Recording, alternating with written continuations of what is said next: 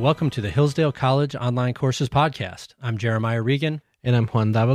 We're back with Totalitarian Novels, Lecture 8, That Hideous Strength, Science and Bureaucracy. In Lecture 8, we turn back to Dr. Arnn having a discussion with his students, and one of his students highlights a passage that's very interesting and has a great question about it. We find two of our characters who are in the NICE and are trying to deceive the people of England by writing two op-eds in preparation for a riot that they are about to perpetrate. These op-eds describe the riot, and of course they're being written in advance. One is for the popular newspaper, which has kind of plain language and plain expressions and common sense in it. And the other op-ed is for the sophisticated newspaper. It features jargon and highfalutin language and abstract concepts and is really much less weighty than the popular sentiment. These opinion pieces are written by Mark Studdick, who's a junior writer in the NICE, and Ferry Hardcastle, who's the head of the secret police. And Mark says it's really hard to convince these intelligent, well-educated people of the regime's priorities, the Institute's priorities. And Ferry Hardcastle says, oh no, it's much harder to deceive the common people. These educated folks will believe anything we put in front of them as long as we make them feel smarter. And you can see that, this question actually hits closer to home. We've seen this in the universities across the United States today where they've become sort of centers of propaganda, and it makes you question, are the quote-unquote educated people more susceptible to believing propaganda? And I think as long as that education is devoid from nature and from reality, I think that that is true, because you start building these ideologies that are separate from nature, that don't listen to common sense, and therefore you are capable of believing crazy things. Yeah, if you go onto our website and look at the study guide for this lecture, you'll see in this question we have educated in scare quotes. That's because we're trying to point out what Lewis is pointing out in That Hideous Strength. Much of what is called education is not actually education. It doesn't acquaint you with reality, with truth, with the beauty that God reveals to us through nature. And we see numerous examples of this on colleges, but also in the mainstream media. How often have you heard the phrase "believe the science" repeated, though that is kind of in a little bit of disrepute now? The idea was science is a concrete set of permanent conclusions instead of a process by which we investigate the natural world. And yes, those people who believe all science are susceptible to anybody who claims something in the name of science. It's a new type of religious idolatry. And this book goes a long way in proving that it's a bad source of truth. I think that's something that's great about liberal education, classical liberal education, the type that we do here at Hillsdale and that we try to do through the online courses, which is that it always tries to go back to nature and to reality. How does this relate to real life? How are these ideas, how do they play out in your daily life? Because if you're not connected to nature, then ideology can lead you in some really strange ways. We see that Lewis shows us those who are resisting the NICE spend most of their time doing ordinary and natural things like eating together with their friends, talking, praying, singing hymns and songs, gardening, cultivating their marriages. They do, of course, pursue intellectual excellence. They do prepare themselves for the tasks that they have in front of them. But Lewis is pretty subtle in showing us that a lot of that preparation comes from doing the regular, normal, ordinary responsibilities of human life, and through that reveals the greatness inherent in those things. I hope you've enjoyed this course, and I hope you're enjoying it and you enjoy this last lecture, because it is one of the great ways of learning, I think, is reading novels. It just gives you a perspective on the ideas that really drives the point home. So if you have been enjoying it, I encourage you to go and get the novels. Go to hillsdale.edu/course. We have a shop there, hillsdale.edu/course. And you can get all 4 novels and start reading them, because it is one of the best ways to learn about these totalitarian regimes. We love teaching you. We love that you are learning with us. One of the greatest measures of success in what we're doing is if you watch or listen to our course, learn from it, and then are inspired to go read the books yourselves, which will give you a lot more than we can in a few short hours. So please do get those books, read them now that you've heard them explained, and profit from what they've taught you. Now let's turn to the last lecture in Totalitarian Novels, Lecture 8, That Hideous Strength, Science and Bureaucracy.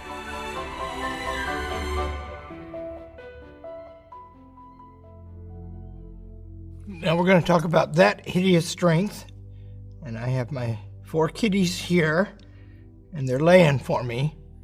That means this is going to be fun, and I'm going to destroy them. Why not? Okay, what have you got to say? Okay, I want to read a passage from That Hideous Strength, and it's Mrs. Dimple, or Mother Dimple, talking to Jane, and she says, "My dear, the director is a very wise man, but he is a man after all, and an unmarried man at that. Some of what he says, or what the masters say about marriage, does seem to me a lot of fuss about something so simple and natural that it oughtn't to need saying at all. But I suppose there are young women nowadays who need to be told it." I would like your position on marriage within this book, because I don't find the resolution at the end to be a compelling view of what marriage should look like. I think that at the end of the book, we see Jane go in, and it seems to be a very self-sacrificing love, and she realizes it's her duty as a Christian and as a wife to go into Mark and to sort of train him to love her well, but I don't feel compelled that Mark is in a similar state of being willing to receive it. Well, I think that this is... So first of all, I wanted to tell our fellow students what's going on with these 2 girls here. What they think is, I wouldn't marry this guy, I got a better one. So I wouldn't. Mark has not met their standard. And so first of all, Mother Dimble, the Dimbles are part of the Sanans crowd. And Mr. Dimble is a great knower. He's a scholar from one of the 2 other colleges in Edgestowe, not Bracton, where Mark Studdick is, but Northampton, I think it's called. Northumberland, another English county. And he knows the old languages, and he's an important guy. He can help Ransom because he knows those things, and he's a scholar of the lore that informs their activities, which has to do with British history and Arthurian legend, which they treat as history. So the Dimbles are important, and they're a Christian couple, couldn't have any children, regret that fact, and they are married, and their ways are charmingly described. And it's a division of labor. Marriage is a mutual obedience, right? The Bible says you become one person. You do. And it isn't about what you get from the marriage. You don't think of it that way. I think that passage you read, Mother Dimble says, Ransom is a bachelor. How can he know? Until late middle age, Lewis was a bachelor. And I have said before that I think he gets some things about that wrong, and I think he gets very little wrong in his career. But this, at the end, this seems perfect to me, because a man should look upon his wife as a graceful and blessed thing and look up to her. And I'm not so much an expert on how the woman should think, except that I marvel that my wife is devoted to me. So I think they reached that here, and I have passages. Mark has been, he describes himself at one point as a clod. She says in the opening scenes of the book that they used to talk and pay attention to each other and enjoy each other, and now they hardly see each other. It's like he discarded her after he married her. And then he thinks of himself after his conversion. And his conversion is on many levels, by the way. And so Mark is, he's put in what they call the objective room, which is, just like that thing that runs right through modern social science and bureaucratic government. We're going to reduce everything to the scientific method. I had a certain scholar say to me one time, the only certain knowledge we can have, the only real knowledge we can have, is that demonstrated by the scientific method. And I said, did you demonstrate that by the scientific method? Because, for one thing, it involves proving a negative. How would you do that? You know, a lot of experiments, an infinite number, and you still wouldn't be done. So it's that he likes this talk of he is one of the most wicked at one point, because a lot of them running around there at the NICE are busybody social scientists. They, we're going to be conducting experiments all the time, and we're going to have some big board up, and they call it a pragmatometer, and the results of the experiments are going to be assembled in real time, so we can, I guess, look at the board and see the state of the truth. It's kind of dumb, isn't it? And Mark sees, and it means he's more serious and more wicked than the average there. He sees that that's not the point. The point is, we're going to affect policy. Let's use force. We're going to experiment on the society, which is what we do now. And Churchill said when he was 27 years old, expert knowledge is narrow knowledge, and no one can be an expert on the range of things that have to inform every practical decision. Common sense. The judgment of the plain man who only knows what hurts is a better guide, right? Well, that's a lot of people at the NICE don't see the force they're going to use. Mark does.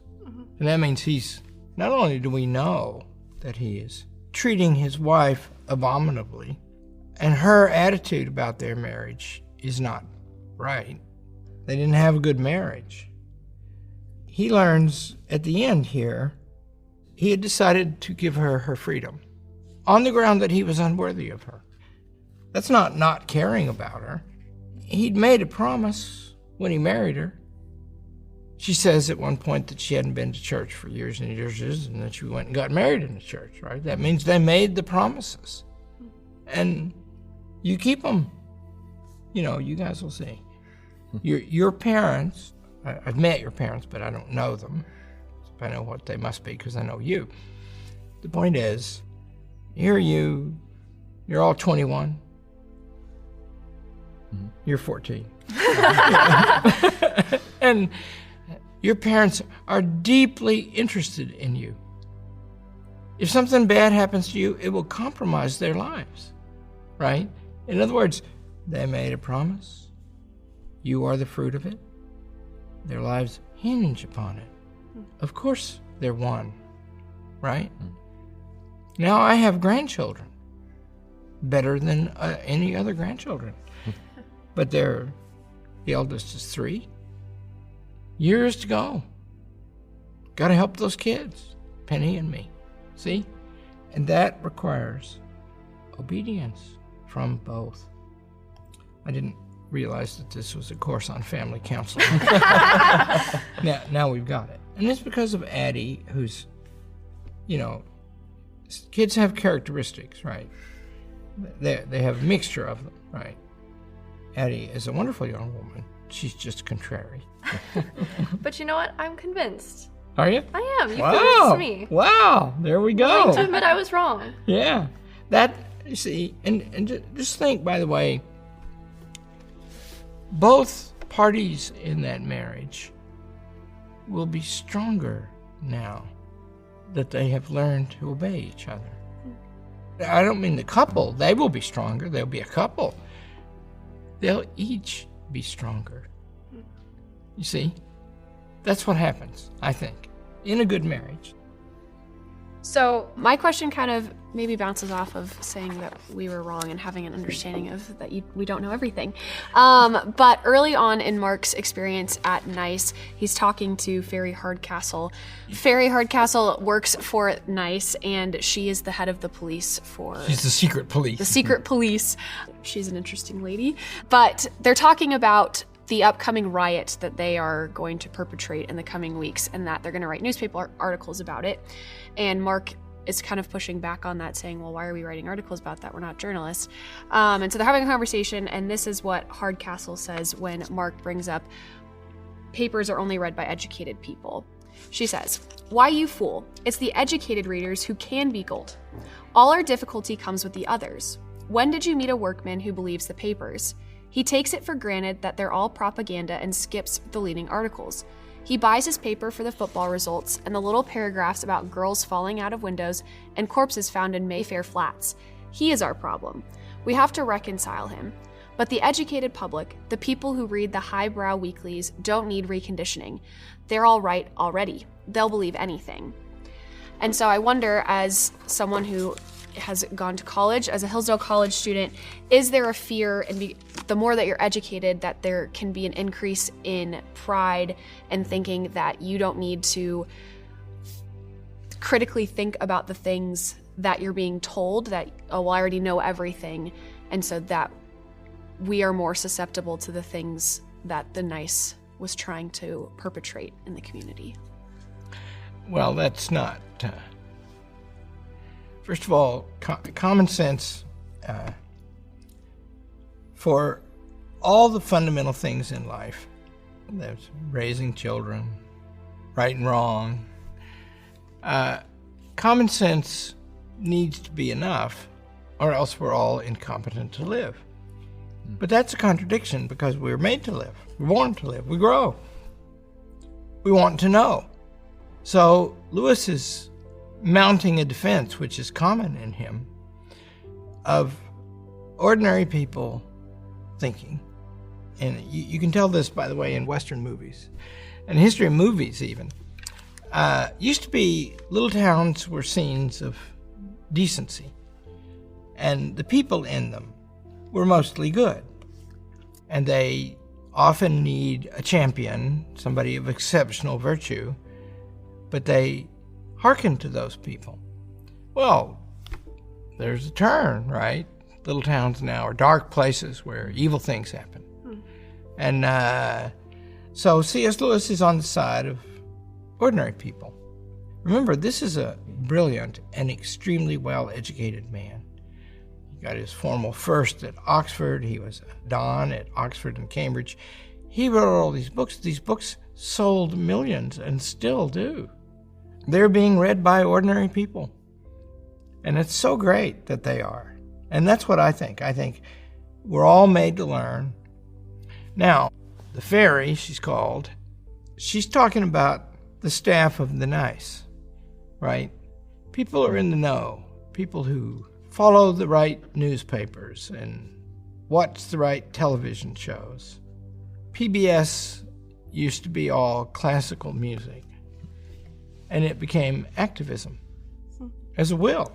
It's a fundamental paper. It's been published. Somebody wrote an article about it I read a long time ago, that they decided that it wasn't going to just be passive anymore. Now we're going to be activists. That means that they announce a cause and you're supposed to get into the cause. Everybody's supposed to be on the side of the cause. There's signals running everywhere in the society that you got to be for this. You know, I mean, and there are waves. I mean, you guys are young, but you're old enough to remember several waves of these things that seem to just come out of nowhere, and then there's another one after that. The fairy's saying it's those people. Those people are very responsive. Yeah, so I think Lewis is standing up for common sense. And if the common sense of the people is intact, that says something about the future of the country. And if it can be compromised, that says something too.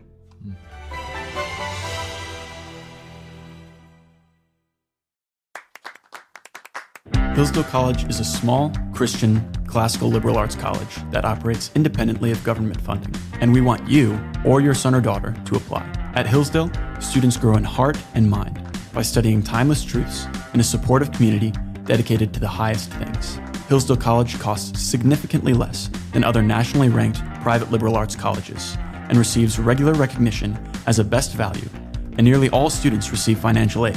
Our robust core curriculum, vibrant student life, and 8-to-1 student-to-faculty ratio make for an education like no other. For more information or to fill out an application, visit hillsdale.edu/info. That's hillsdale.edu/info.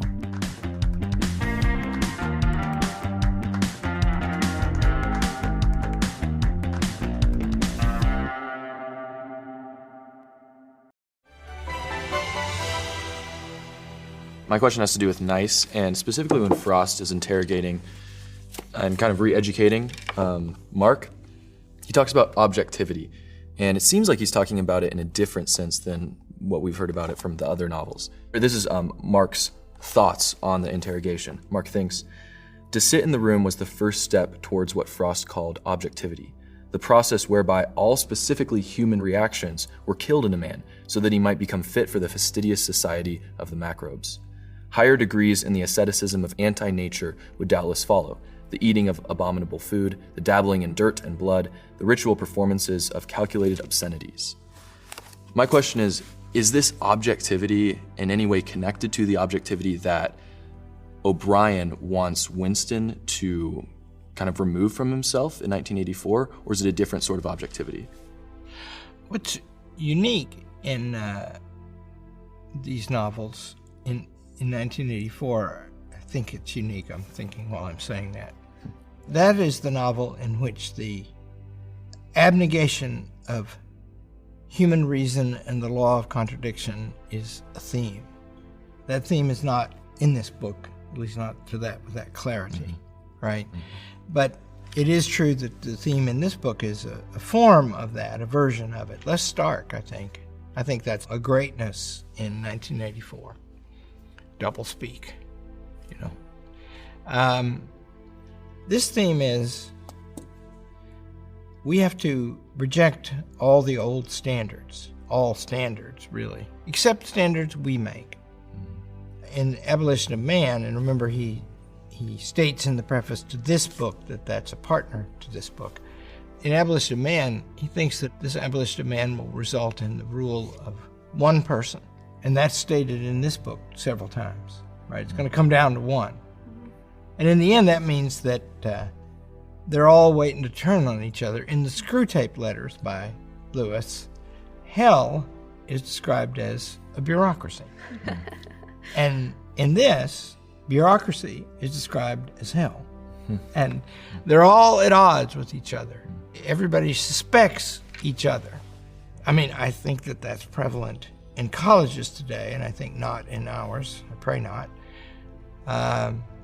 feel responsible to see not, best I can. But I think what dispels that is clarity. To say, first, we all know why we're here. Set up a long time ago. We've chosen it. I have to obey it. Everybody else does too, right? And then if you find out somebody needs to know something, tell them. Tell them before you find out if you can. And so, but this is not like that. I always like to say, lines of authority have to be clear, and then you can violate them, right? In other words, they shouldn't be formal and strict, but it should be plain. In the event of a dispute, here's how we settle it. If we don't know what to do, here's how we reason about it. If we still can't figure out what to do, then that's when I decide. I often say, we don't know what to do, so let's try this. And then we all try that for a while, right? And in other words, in this, everybody suspects everybody all the time. Everybody's jockeying for power all the time. And that means that it's unhappy for everyone, right? And this theme of the inner ring, Lewis actually published an essay called The Inner Ring. He says, we all want to get on the inside. We want to be on the ones on the end, right? And so we're corrupted by that. And Mark he calls him at one point a spaniel, a little dog that's at your feet all the time. Somebody who cringes for others and seeks favor. And Mark is like that. That is actually his driving force. And in the course of his conversion to the straight and the normal, they appear with capital letters, straight and the normal, not the crooked and the strange, right? And the objective room, he's taken in this room by Frost and Wither, the two main guys at the Knights. Wither is vague and talks in great swirls of language that confuses the devil out of everybody and never says anything. He says to Stone once, there are only two things to be avoided at all cost. The first, any approach to an unauthorized action. And the second, any failure of initiative. See, what does that do? That puts Wither in a position so he can do anything he wants to Stone. And Stone knows it. Stone's afraid when he hears that. And he knows people get killed around this place, you see. Whereas a better thing would be, here's what I have opinions about this kind of thing very much. Here's how you get something done, how you work with people to get something done.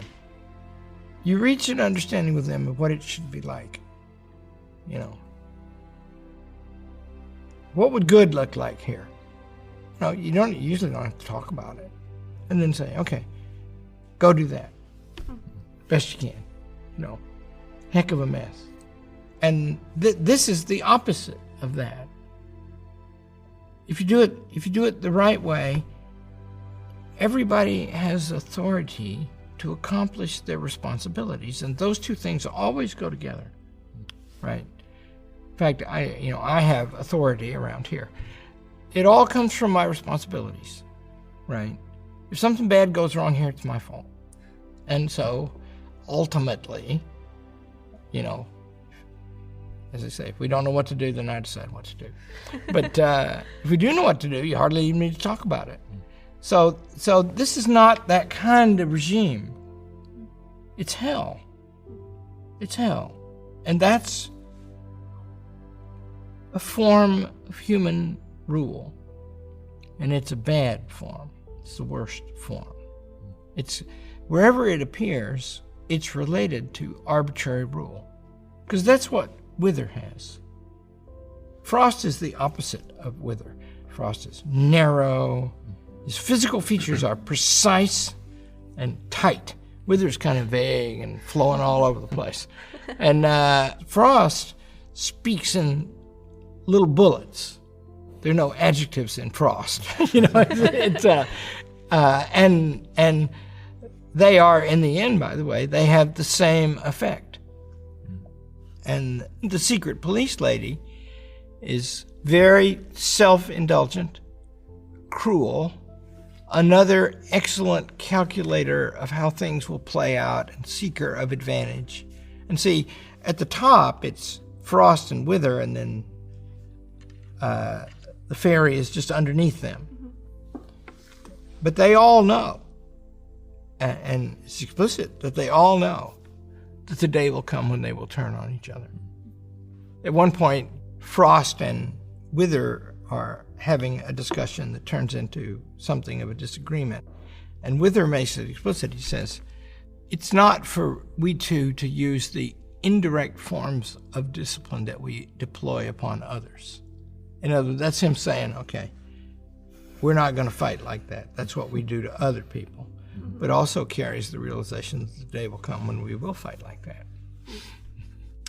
My question, Doctor, actually comes from the moment you described earlier where Mark is in the room that Frost has carried him to.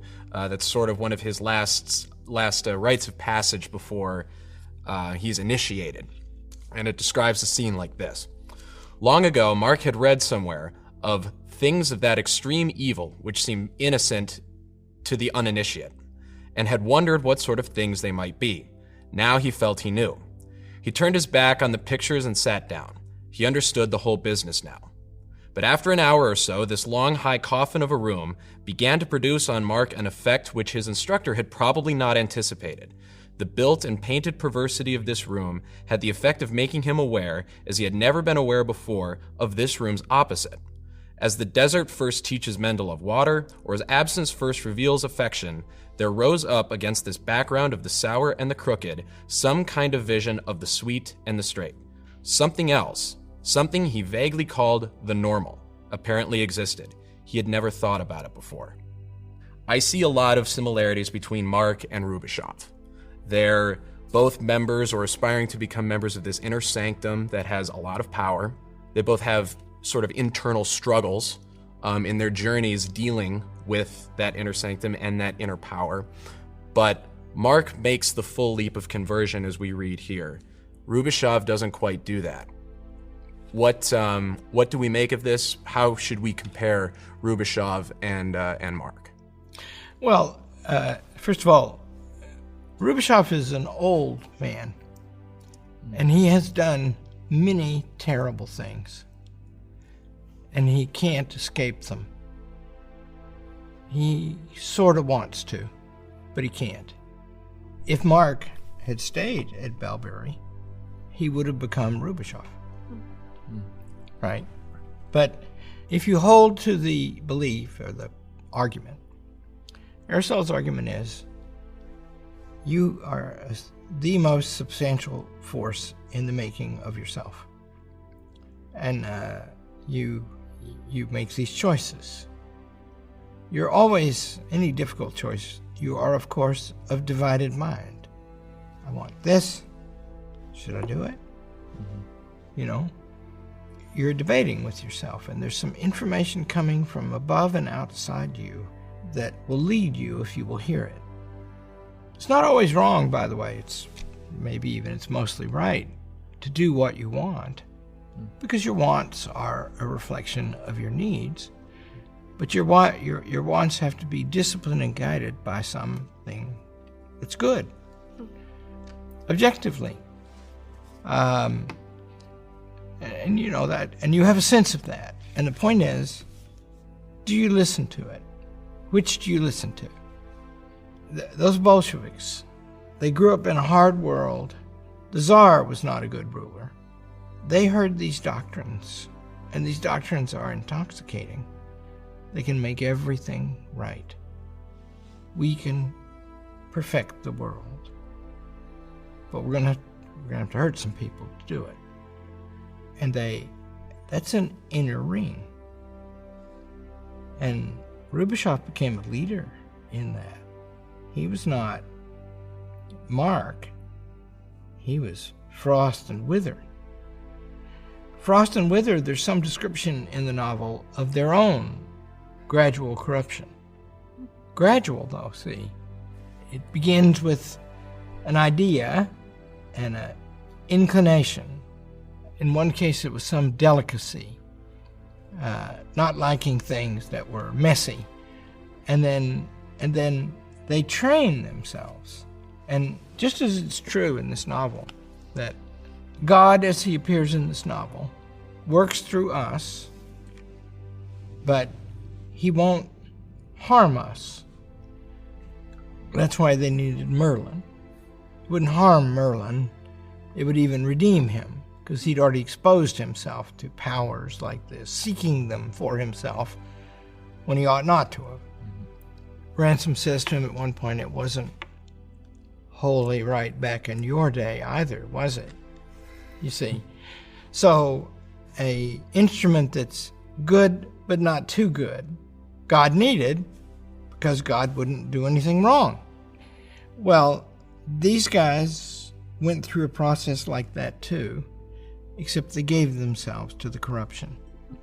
And these Bolsheviks, that's what they did, right? They adopted doctrines of power to banish the evils they saw around them, and they understood that would require ruthlessness, and they applied it for a long time. And some of them got doubts about it, but they couldn't get out after all that time. You see, that's what happened to them. And, you know, human beings are interesting things because when you hear an argument like that, which Aristotle writes in the Nicomachean Ethics, it changes you. You know a new thing now. It might make systematic some things that he claims all human beings do, and you might get better at it. And that means another instance of the fact that we are the chief human instruments in the making of our own characters. Mm-hmm. Like my wife, the kindly woman, she talks to the dogs. Talks to them just like they're children. Doesn't have the same effect on the dogs as it does on the children. You know, you give a child, you give my granddaughter and grandson, give them a reason. They're going to remember it and repeat it to you in a different context. Mm. The dogs don't do that.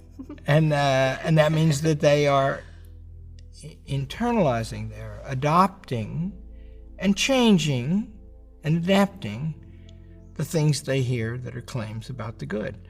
And these guys have destroyed themselves. Both Frost and Wither destroy themselves at the end of the book. And see, you don't get a big, close picture of the macrobes, who are just imps of the devil, in this book, but you do in the Screw Tape letters. And the macrobes caused the destruction of Frost, one of their two chief agents. Mm-hmm. They discarded him and killed him because they'd hated him all along anyway. See? And the good angels don't do that. Mm. This is a heroic novel. If you want to sort this stuff out in your mind, this is a delightful place to start because I think it's a very good novel. It's not, I'm trying to think of something your age, it's not a Sylvester Stallone movie. You know, in other words, the heroes don't come wading in and do it all themselves. Mm. And that's actually what things are like. I'm saying this is a realistic kind of hero. Mm-hmm. Okay, this concludes our course. I think these novels are fun. Isn't that odd? and I think that they're instructive too, and it's a good place to start if you want to figure out the ways of government, because they're fun. I think they're novels. Millions of people have read them, found them engaging, but then also they invite you to think further. And if you read 2 or 3 of them and compare them, you'll be seeing aspects of a thing that is a terrible thing. But remember this, finally. I figured out why, because I'm trying to explain all this to you and with you. I figured out one reason why I like them. It's that argument that Mark Studdick makes when he's put in a room where everything is crooked, and what it shows him is what straight is like. Mm-hmm. You see? There's a lot in these novels that's crooked, and they show you what is straight.